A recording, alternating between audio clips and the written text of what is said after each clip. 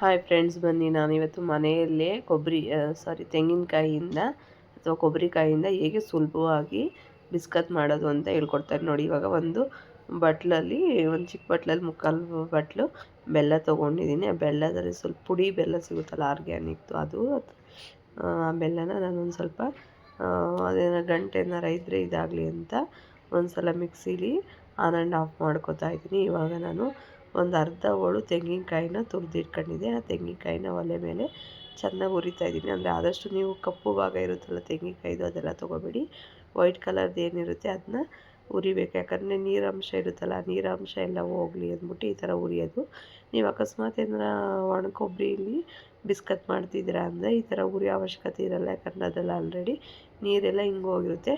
ಚೆನ್ನಾಗಿ ಸ್ವಲ್ಪ ಫ್ರೈ ಆಗೋ ಥರ ಮಾಡ್ಕೋಬೇಕು, ಚೆನ್ನಾಗಿ ಹುರ್ಕೋಬೇಕು ನೋಡಿ. ಈಗ ಹುರ್ಕೊಂಡಾದ್ಮೇಲೆ ಒಂದು ಬಾಂಡಿ ಇಟ್ಬಿಟ್ಟು, ನಾನು ಅದರಲ್ಲಿ ನನ್ನ ಹತ್ರ ಕುಕ್ಕರ್ ಪ್ಲೇಟ್ ಇರಲಿಲ್ಲ. ಕುಕ್ಕರ್ ಪ್ಲೇಟ್ ಇದ್ದರೆ ಕುಕ್ಕರ್ ಪ್ಲೇಟ್ ಇಟ್ಬಿಟ್ಟು ಆಮೇಲೆ ಪ್ಲೇಟ್ ಇಟ್ಬಿಟ್ಟು ಒಂದು 10 ನಿಮಿಷ ಮೀಡಿಯಮ್ ಉರಿಲಿ. ಅಂದರೆ ನಾವು ಬಿಸ್ಕತ್ ಮಾಡೋಕ್ಕೆ ಸ್ಟಾರ್ಟ್ ಮಾಡೋಕ್ಕೆ ಮುಂಚೆನೇ ಒಲೆ ಮೇಲೆ ಬಾಂಡಿ ಇಟ್ಬಿಟ್ಟು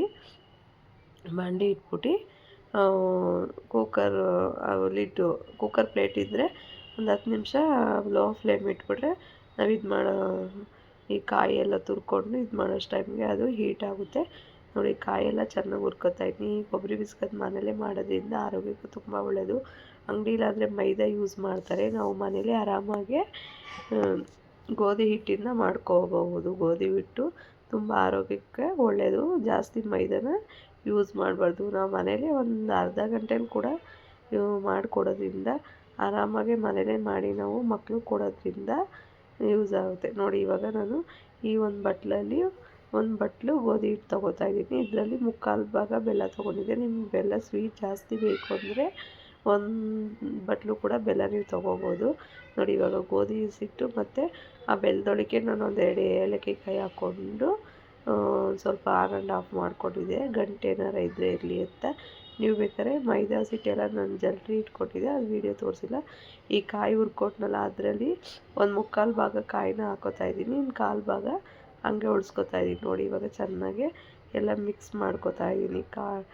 ಕಾಯಿ, ಮೈದಾ ಹಸಿಟ್ಟು, ಬೆಲ್ಲ, ಏಲಕ್ಕಿ, ಬೆಲ್ಲ ರುಬ್ಬಿದ್ವಲ್ಲ ಅದೆಲ್ಲ ನಾನು ಚೆನ್ನಾಗಿ ಮಿಕ್ಸ್ ಮಾಡ್ಕೊತಾ ಇದ್ದೀನಿ ನೋಡಿ. ಚೆನ್ನಾಗಿ ಎಲ್ಲ ಮಿಕ್ಸ್ ಮಾಡಾದಮೇಲೆ ಈಗ ಇದರಲ್ಲಿ ನಾನು 1/4 ಬಟ್ಲು ಎಣ್ಣೆ ಯೂಸ್ ಮಾಡ್ತೀನಿ. ಅಂದರೆ ನಾನು ಅಡುಗೆಗೆ ಯಾವ ಎಣ್ಣೆ ಯೂಸ್ ಮಾಡ್ತೀನಿ ನಮ್ಮ ಮನೇಲಿ ಆ ಎಣ್ಣೆ ಯೂಸ್ ಮಾಡ್ತಾಯಿದ್ದೀನಿ.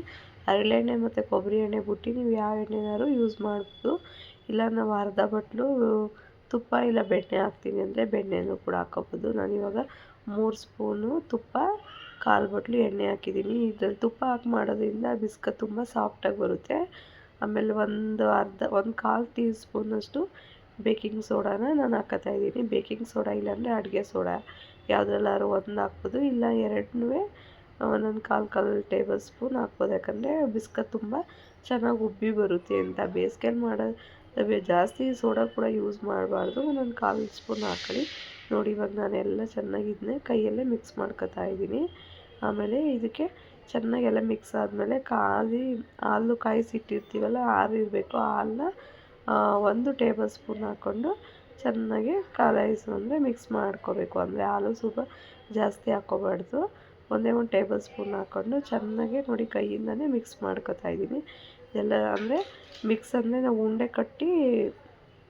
ಉಂಡೆ ತಟ್ಟೋ ಥರ ಆಗಬೇಕು ನೋಡಿ. ಇವಾಗ ಚೆನ್ನಾಗೆಲ್ಲ ಮಿಕ್ಸ್ ಆಗಿದೆ. ನಿಮ್ಗೆ ಏನಾದ್ರು ಇನ್ನೂ ಉಂಡೆ ಕಟ್ಟೋಕೆ ಆಯ್ತಾಯಿಲ್ಲ ಅಂದರೆ ಇನ್ನೊಂದು ಸ್ವಲ್ಪ ಹಾಲು ಹಾಕ್ಕೊಳ್ಳಿ. ಒಂದು ಅರ್ಧ ಸ್ಪೂನ್ ಹಾಲು ಹಾಕ್ಕೊಂಡು ಚೆನ್ನಾಗಿ ಉಂಡೆ ನೋಡಿ. ಇವಾಗ ನಾನು ಉಂಡೆ ಕಟ್ಟೋ ಥರ ಆಯಿತು. ಎಲ್ಲನೂ ನಮಗೆ ಎಷ್ಟೆಷ್ಟು ಬೇಕೋ ಅಷ್ಟಪ್ಪ ಎಲ್ಲನೂ ಉಂಡೆ ಕಟ್ಬಿಟ್ಟು ಇಟ್ಕೋತೀನಿ. ಉಂಡೆ ಕಟ್ಟಿ ಇಟ್ಟಾದಮೇಲೆ ಕೈಲಿ ನಿಮ್ಗೆ ಯಾವ ಶೇಪ್ಗೆ ಎಷ್ಟು ಅಗಲಕ್ಕೆ ಬೇಕು ಥರ ತಟ್ಕೋಬೇಕು.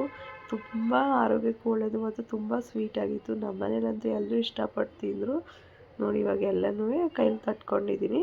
ಕೈಲಿ ತಟ್ಟಾದಮೇಲೆ ಈಗ ಸ್ವಲ್ಪ ಕೊಬ್ಬರಿನ ನಾವು ಉಳಿಸ್ಕೊಂಡಿದ್ವಲ್ಲ ತೆಂಗಿನಕಾಯಿನ, ಅದನ್ನ ಅದ್ರ ಮೇಲ್ಗಡೆ ಉದುರಿಸ್ಕೋಬೇಕು ನೋಡಿ. ನಾನು ಇವಾಗ ಇಷ್ಟು ಮಾಡಿ ಇಟ್ಕೊಂಡಿದ್ದೀನಿ.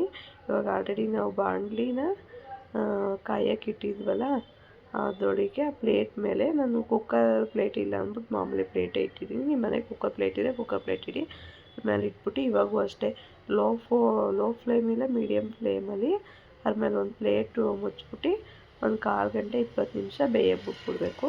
ನಾನು ಅಷ್ಟರಲ್ಲಿ ಇನ್ನೊಂದು ಸ್ವಲ್ಪ ಉಳಿದಿದ್ದಲ್ಲ ನೋಡಿ, ಇವಾಗ ಉಳಿದಿದೆಯಲ್ಲ ಅದನ್ನೆಲ್ಲ ಮಾಡ್ಕೊತಾ ಇದ್ದೀನಿ. ನಾನು ಇನ್ನೊಂದು ಬಾಣಲಿಲಿ ಬೇಕಿಂಗ್ ಪೇಪರ್ ಇಟ್ಬಿಟ್ಟು ಅದು ಬಾಣಲಿಗೆ ಸ್ವಲ್ಪ ಎಣ್ಣೆ ಸಾರ್ಬಿಟ್ಟು ಬೇಕಿಂಗ್ ಪೇಪರ್ ಮೇಲೂ ಎಣ್ಣೆ ಸಾರ್ಬಿಟ್ಟು ಅದನ್ನು ಬೇಯಿಸ್ಕೊತಾ ಇದ್ದೀನಿ. ನೀವು ಇಲ್ಲಾಂದರೆ ಕುಕ್ಕರ್ ಬರುತ್ತಲ್ಲ, ಆ ಕುಕ್ಕರ್ ಇಡ್ಲಿ ಮಾಡಿರ್ತೀವಲ್ಲ, ಇಡ್ಲಿ ಪಾತ್ರೆ, ಆ ಇಡ್ಲಿ ಪಾತ್ರೆಗೂ ಎಣ್ಣೆ ಸಾರಿಸ್ಬಿಟ್ಟು ಬಿಸ್ಕಟ್ ಇಟ್ಕೊಂಡು ಬೇಯಿಸ್ಕೊಬೋದು. ನಾನು 2 ಥರ ಬೇಯಿಸ್ಕೊತಾ ಇದ್ದೆ, ನನಗೆ ಟೈಮ್ ಇರಲಿಲ್ಲ, ಡ್ಯೂಟಿಗೆ ಹೋಗಬೇಕು ಅಂದ್ಬಿಟ್ಟು 2 ಥರ ಕೂಡ ಬೇಯಿಸ್ಕೊತಾ ಇದ್ದೆ. ನೋಡಿ ಇದಕ್ಕೂ ಅಷ್ಟೇ, ಈಗ ಒಂದು ಪ್ಲೇಟ್ ಮುಚ್ಚಿಬಿಟ್ಟಿದ್ದೀನಿ. ನೋಡಿ ಫೈನಲಿ ಬಿಸ್ಕತ್ತು ಬೆಂದಿದೆ. ಇಷ್ಟು ನೋಡಿ ತುಂಬ ಚೆನ್ನಾಗಿ ಬಂದಿದೆ. ಅಂಗಡೀಲಿ ಇಲ್ಲ ಬೇಕ್ರಿಲಿ ಯಾವ ರೀತಿ ಕೊಬ್ಬರಿ ಬಿಸ್ಕತ್ ಸಿಗುತ್ತೆ ಅದೇ ಥರ ಇತ್ತು. ನೀವು ಮಾಡಿ ನೋಡಿ, ಟ್ರೈ ಮಾಡಿ ಹೇಗಿತ್ತು ಅಂತ ತಿಳಿಸಿ. ಯಾರು ಹೊಸ್ದಾಗಿ ನನ್ನ ಚಾನಲ್ನ ನೋಡ್ತಾಯಿದ್ರೆ ಪ್ಲೀಸ್ ಲೈಕ್ ಮಾಡಿ, ಶೇರ್ ಮಾಡಿ, ಸಬ್ಸ್ಕ್ರೈಬ್ ಮಾಡಿಕೊಡಿ. ಮತ್ತು ಅದು 3 ನೋಡಿದ್ರು ಅಷ್ಟೇ ಕ್ರಿಸ್ಪಿಯಾಗಿತ್ತು. ಅಂದರೆ ಸ್ವಲ್ಪ ನೀವು ಮಾಡಿದ ತಕ್ಷಣ ತಿನ್ನಬೇಡಿ, ಒಂದು 5 ನಿಮಿಷ ಬಿಟ್ಟರೆ ಅದು ಕ್ರಿಸ್ಪಿಯಾಗಿರುತ್ತೆ. ಓಕೆ ಫ್ರೆಂಡ್ಸ್, ಈ ಲಾಗ್ ಇಲ್ಲಿಗೆ ಎಂಡ್ ಮಾಡಿ.